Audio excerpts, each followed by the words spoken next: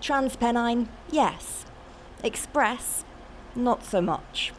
Though even when the train arrives with standing room only, when it's run by an operator that's cancelled more services than any other, there is consolation in it turning up.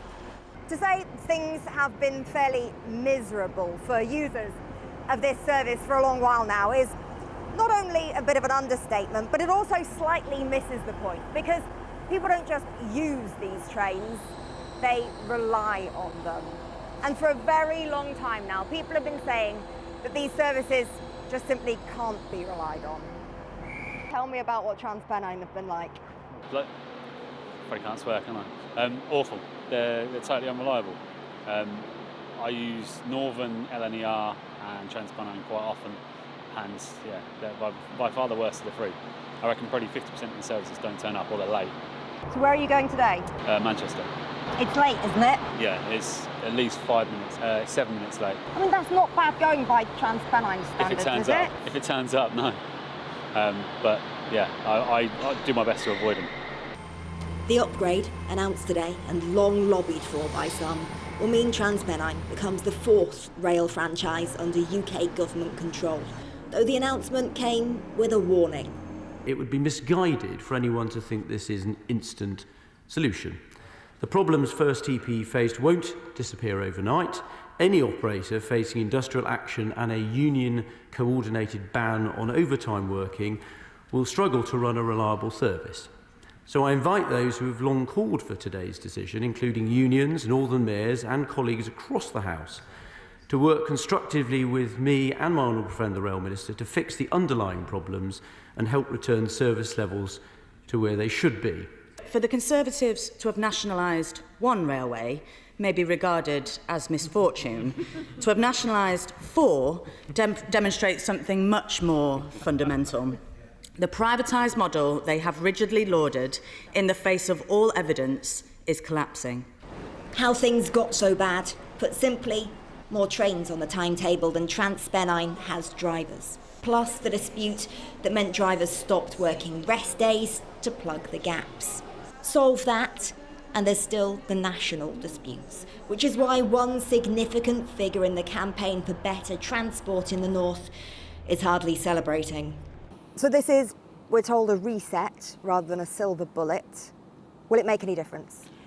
I think sadly it probably won't, at least in the very short term. And the challenge is that the underlying issue, which is that drivers are still not happy to work their rest days because there is currently action short of strike locally on TransPennine, as well as the national rail dispute between ASLEF and all the rail employers that they work with and that are still yet to agree a pay deal. That is the fundamental issue. And until that's resolved, it doesn't really matter whether it's the government or First Group who ultimately own the operation. Tonight, for those on a train or on a platform waiting, wanting to see kids before bedtime or just get to work on time in the morning, there is a hope that things will start to get better, but a knowledge, for now, things won't change. Well, I'm joined now by the Mayor of West Yorkshire, Tracy Bravin. And Tracy, I mean, what was the cost of this service to the region? The fact that, you know, it was on time so infrequently?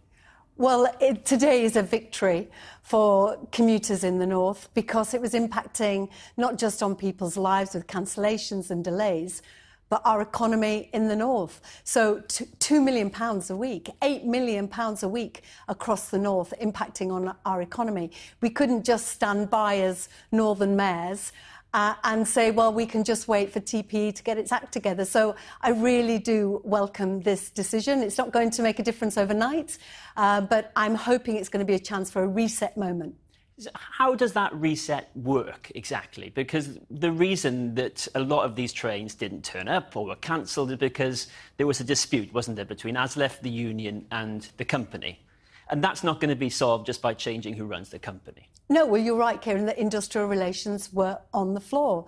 But I do think, as we've seen with Northern and with LNER, where there are poor industrial relations, when you reset a company, there are management changes, changing priorities, you can bring a company back from the brink. And I've had a chat with Richard George, who is the chair of the operator of Last Resort, and it isn't an immediate change, but I really do believe, and I feel much more optimistic about the future, that we're going to get change. But ultimately, this is about drivers working rest days and the drivers saying to the company, you've got to recruit more drivers. So is that the answer then? This new operator has to recruit more drivers, and that's what you're saying they should do? But it's much more nuanced than that.